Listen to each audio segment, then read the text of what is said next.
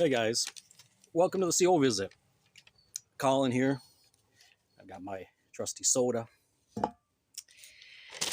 Well,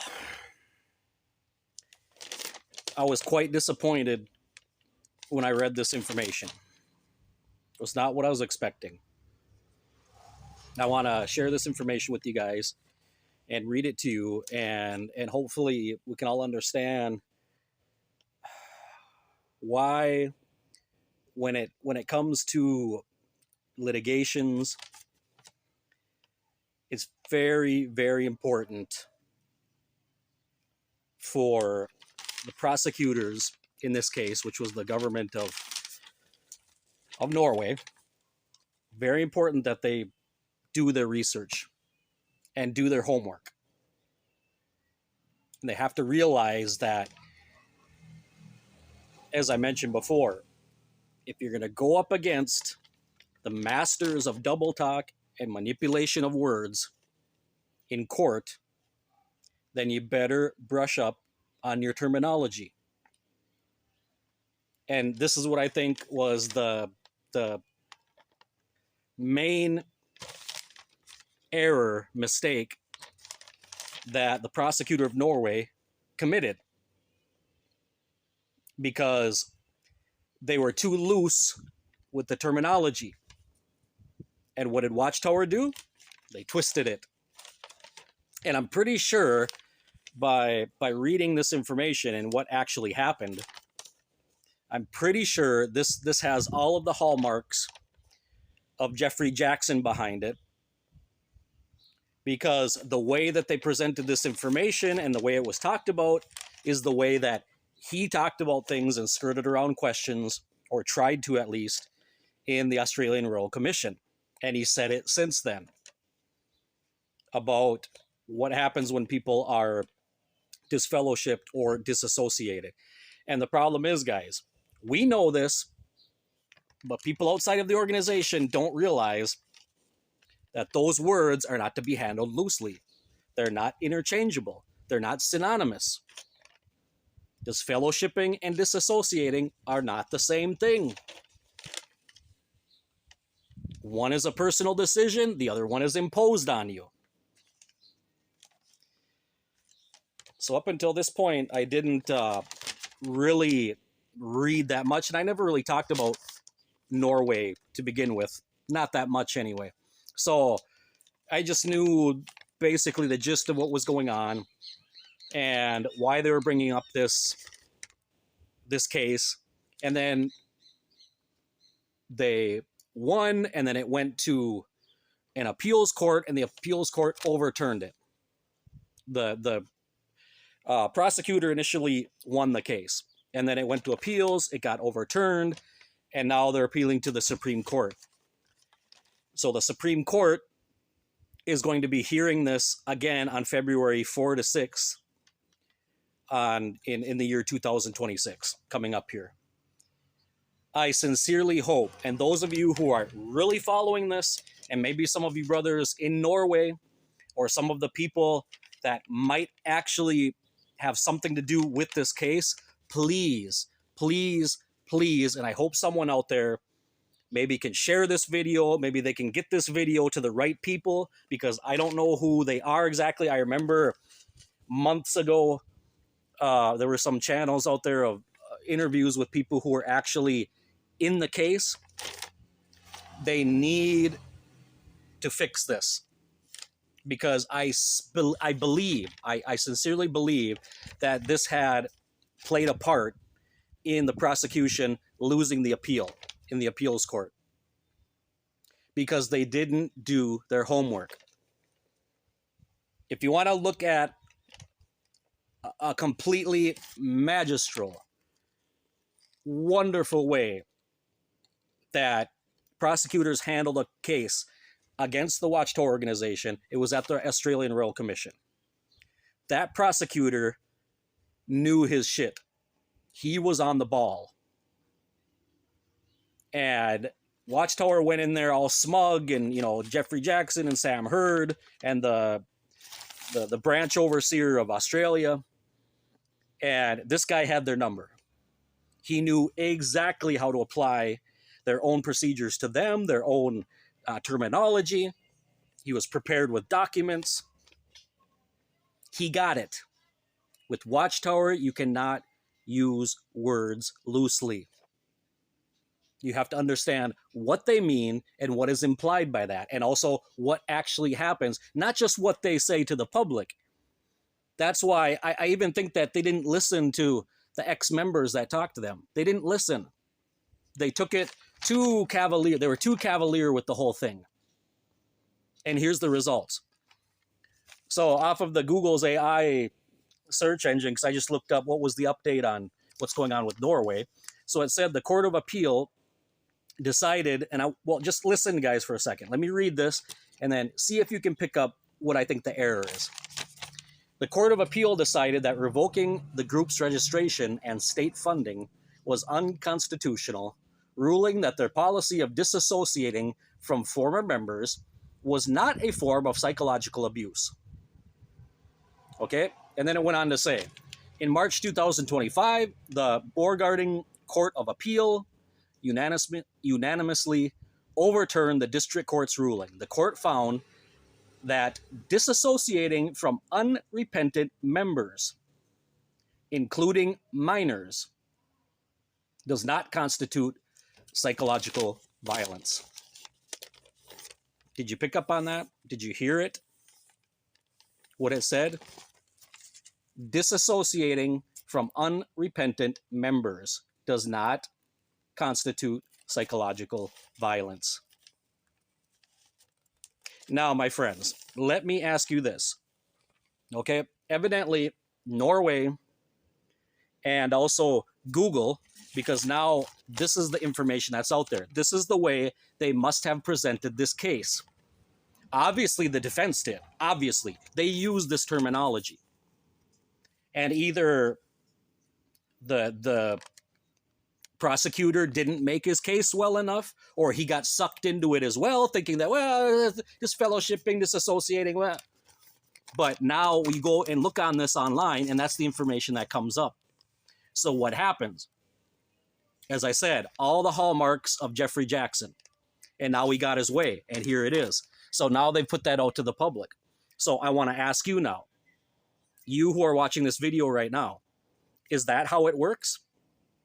Do they and the congregation disassociate themselves from ex-members or unrepentant members? Is disassociating something that they do? Or rather, is that a decision that you make? What is the action that the congregation takes?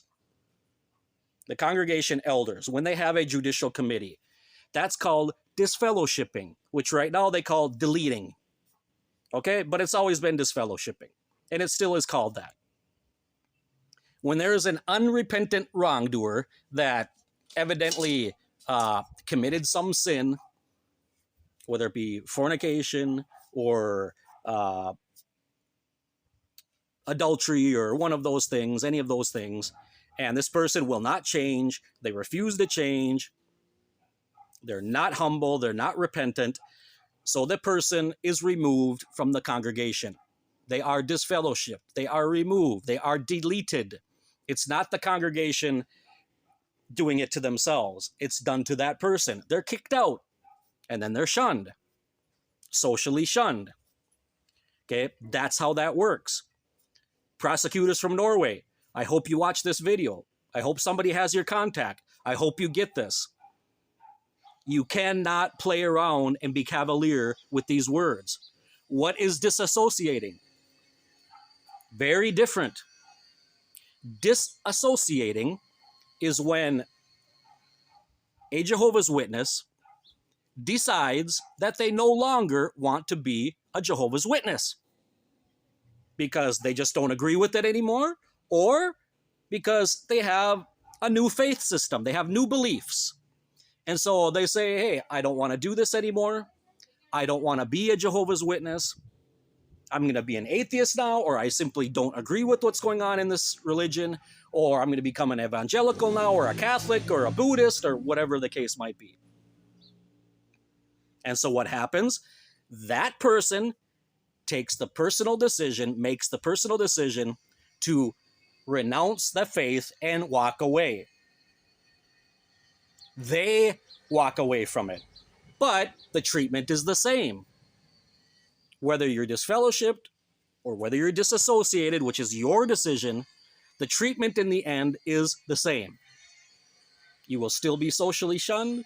They won't talk to you. You're dead to the world.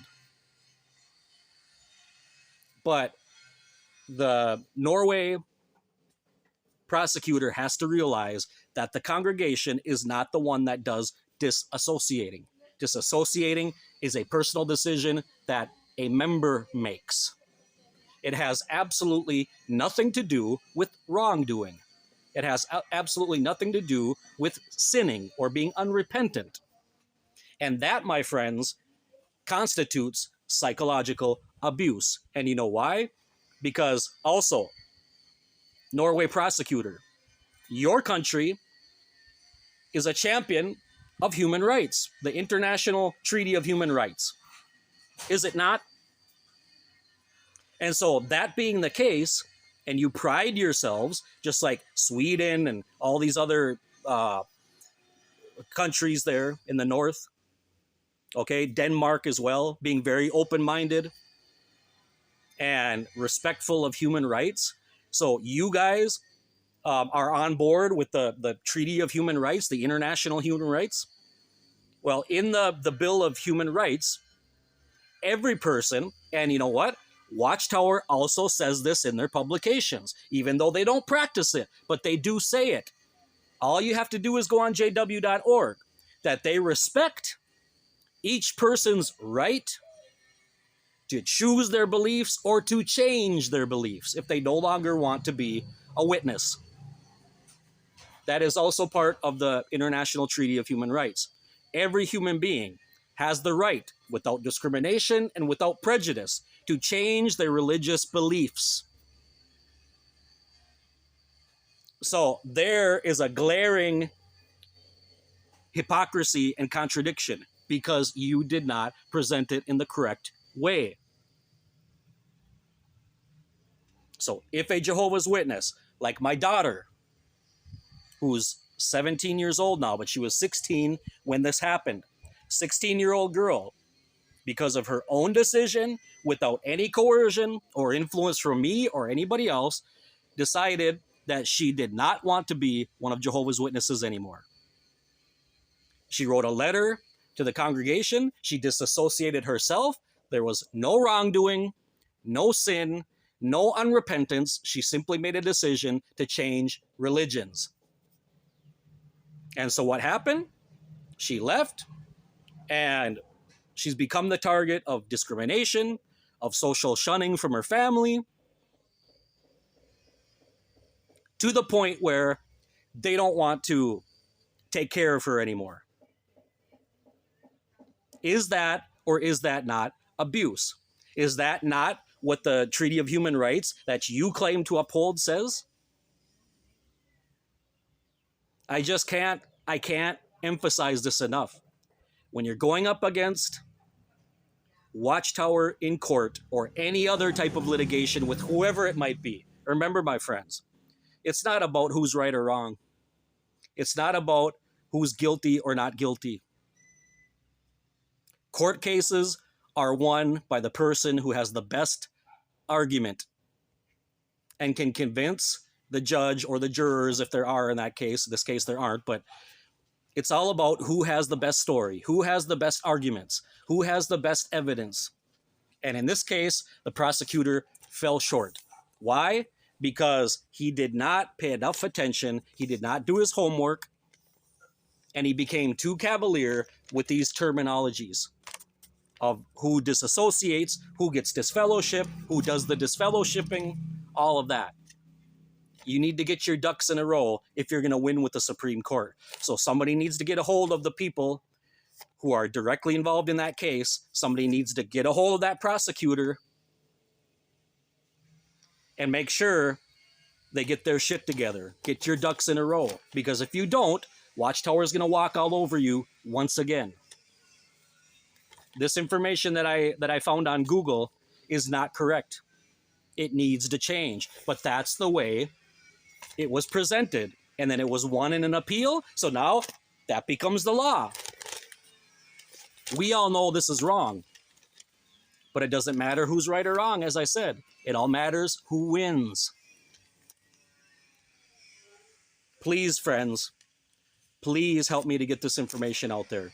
Please, those of you who are really advocating and doing activism for cases like Norway, share this video, get this out there, get it out to the pertinent people so that they can see this and stop this from happening again. You have to know your enemy. Keep your friends close and your enemies closer. Know who you're going up against. Well, I want to thank everybody for watching this video.